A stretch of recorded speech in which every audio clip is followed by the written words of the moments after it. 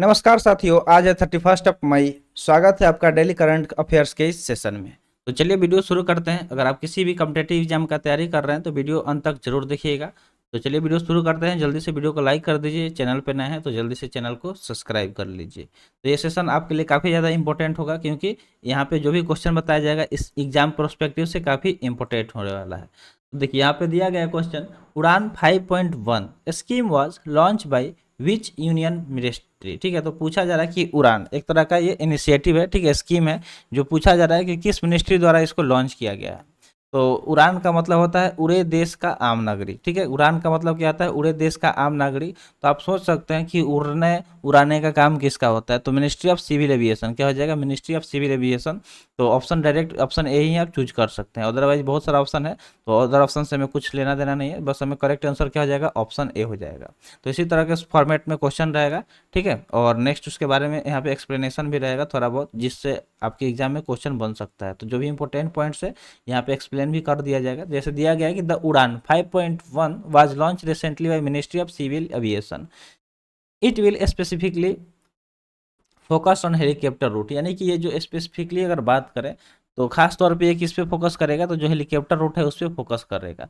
It aim to further enhance the connectivity to remote area of the country and achieve last mile connectivity through helicopter. तो इसका M क्या है कि जो connectivity है remote area, जो मतलब एकदम होता है ना कि रिमोट एरिया मतलब होता है कि एकदम जो पिछड़ा एरिया हो गया, जहाँ मतलब उतना रूट नहीं है सही से कुछ आने जाने का, तो वहाँ तक ये कनेक्टिविटी लेवल को इन्हेंस करेगा, बढ़ाएगा, ताकि जो मतलब जो हमारा देश है वो अचीव कर सके last mile connectivity through helicopter, यानी कि हेलीकॉप्टर से सब जगह कनेक्शन बढ़ा दिया जाएगा। यही इसका एम है। तो आई होप आपको समझ में आ गया होगा। बढ़ते हैं नेक्स्ट क्वेश्चन की तरफ। अगला क्वेश्चन दिया गया है, which super computer was ranked at 75th position at top 500 global super computing list. तो हाल ही में एक लिस्ट जारी किया गया।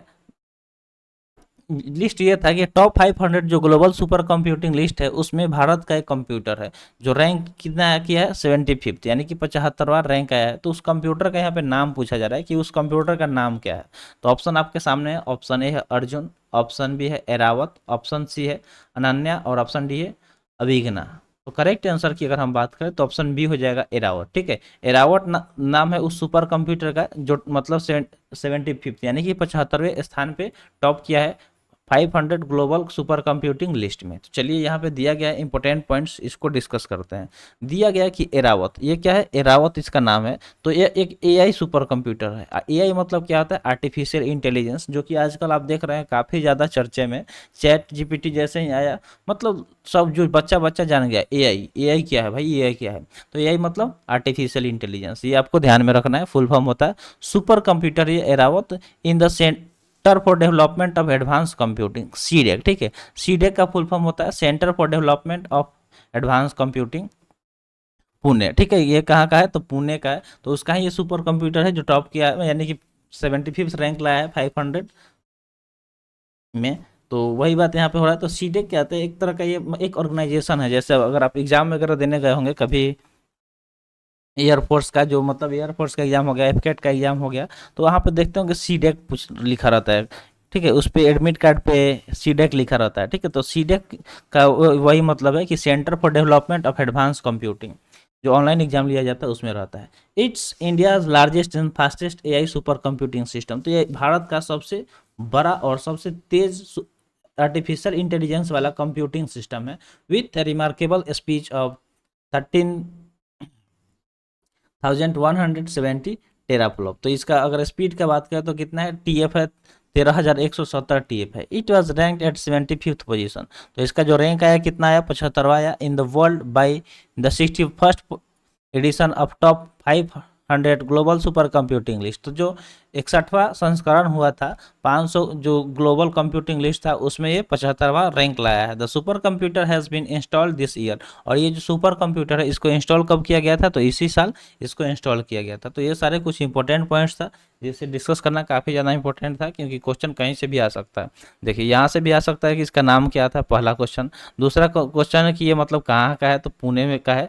सीडेक का फुल फॉर्म क्या होता है ये भी आपको जानना जरूरी था। और कितने नंबर पे आया था, तो 75th नंबर पे आया। गया और ये एडिशन कौन सा हुआ, जो ये ग्लोबल सुपर कंप्यूटिंग लिस्ट जारी किया गया, इसका ये कौन सा एडिशन है, तो 61st एडिशन है। इतना सारा यहाँ पे पॉइंट बन गया। अब बढ़ते हैं नेक्स्ट।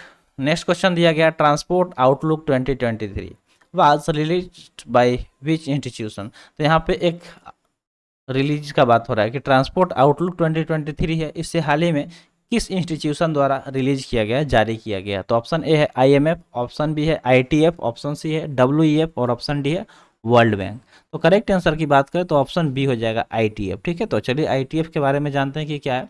तो ITF देखिए, ITF ने क्या किया है, ट्रांसपोर्ट आउटलुक 2023 को रिलीज किया है हाल ही में बाय इंटरनेशनल ट्रांसपोर्ट फोरम। तो ITF का फुल फॉर्म क्या होता है, international transport forum at the OECD। कहाँ पे ये इसको रिलीज किया गया, तो OECD में रिलीज किया गया। It was release during the 8 ITF summit in Leipzig Germany. तो ये किस दौरान इसको लॉन्च किया गया, जारी किया गया, ठीक है।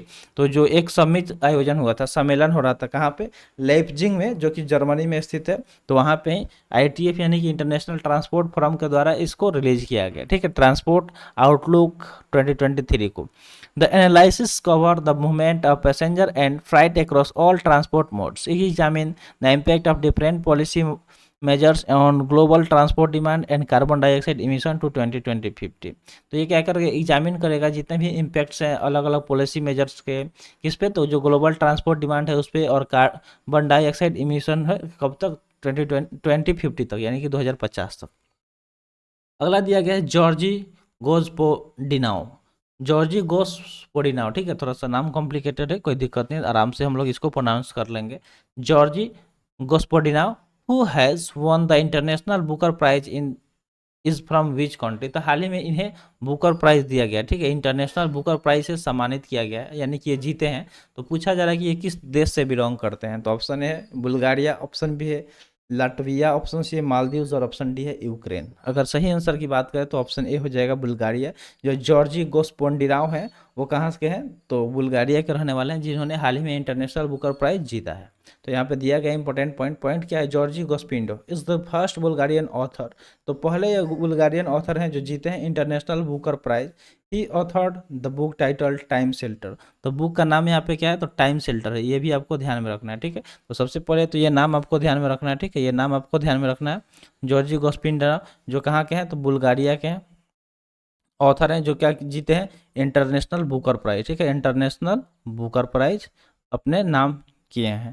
तो किस बुक के लिए, तो जो टाइम शेल्टर है, ठीक है, टाइम शेल्टर। तो इससे क्वेश्चन देखिएगा जरूर बनेगा, तो इसको मार्क कर दे रहे हैं ताकि आप इसको नोट कर लीजिए, क्योंकि इससे क्वेश्चन पक्का आएगा आपके एग्जाम में।